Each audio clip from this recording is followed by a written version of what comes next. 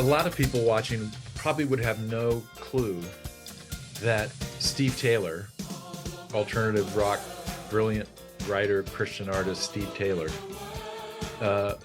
was a Continental. In fact, he was an assistant director on your tour. Absolutely. And I know you guys are still, thick as thieves for sure. Yeah. With Steve and Debbie. Talk about that a little bit.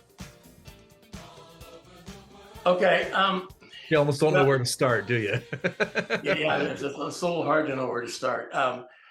In 1980, the fall of 1980, I had just directed the tour to the Orient with Janice, my first wife, who you were friends with and passed away.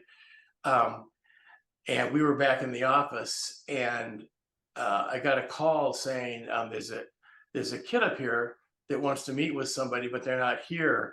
Would you like to talk to them and see if they want to be a Continental singer? And I didn't know squat about this person, and so I went up and got him in the reception area and brought him back to the piano room. In those days, in the old office, it had a little spinet piano, a little round table.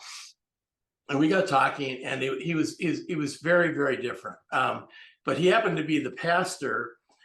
He happened to be the son of a pastor of a church in Northland, Colorado. And every year the orchestra would play at Estes Park at the Christian Artist Music Seminar, and then the next Sunday morning they would come down and do a concert in his church. Oh. And so he knew about the organization. He came to the office that day. And so we were talking about stuff, and I was kind of catching up with him. And I said, "What are you doing here?" And he said, "Well, I've come out here to see if I can get people to be interested in my music." I said, "Oh," I said, "Well, what do you do?" And he kind of told me what he did.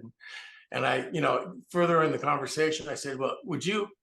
Yeah, I mean, is this something you might be interested in doing?" And he goes, "Well, I might." He goes, "I've got a year of college left, and I've got this stuff." He says, "I might consider it." And I put on my recruiting cap, and in those days, everybody auditioned. You probably auditioned for me singing my tribute. Probably. And except you probably had a real piano player, Steve. I normally had to play for myself, which isn't a pretty thing. And and I said, "Well, would you mind, could I play? I mean, could you sing something for me so I can hear what your voice like?" And he said, "I don't really do that." I said, "Okay." He goes, I've got this tape I've been showing people of my music." And I said, "Okay." So we put the cassette in the machine there in the listening room, and I heard the unmixed version of "I Want to Be a Clone," which was his first huge single. And I went, "Holy moly." And I said, "So tell me again, you haven't met with anybody?" And he goes, "No, nobody will listen to me." He goes, I can't get my foot in the door." I said, "You've gone to Christian labels?" And at that time, I happened to be pretty good friends with a couple of guys that were working in two of the labels. And so I said, "Well, let me make a couple calls for you real quick and see if I can get you in the door." And sure enough, he got in the door. Nothing came out of those two things at that point. But he did go on tour with me that summer. And he and Julia Winterberg or Julia Hamilton were my assistant directors that year.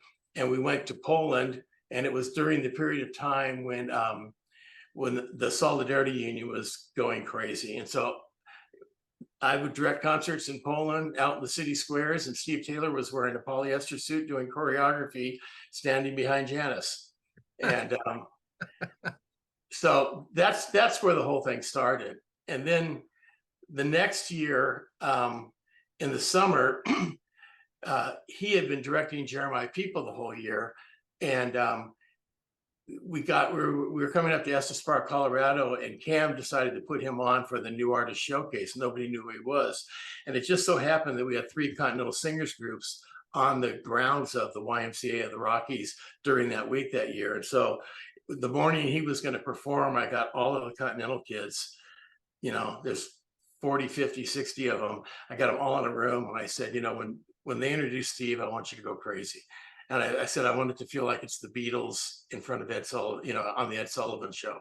Yeah. And so they introduced him. Nobody had a clue. They introduced him, and all these kids just started screaming and hollering and shouting. And he finished his set, walked off the stage, and signed a deal with Sparrow Records. So. Have you ever wished you could gift your life-changing Continental experience to someone else? Well, you can. Your monthly giving can make a huge impact for our teams all over the world. Did you know that this year, we'll have more than 20 Continental groups on the road, communicating in 7 different languages? The Continental story goes on, so keep writing your part of it by being on our support team.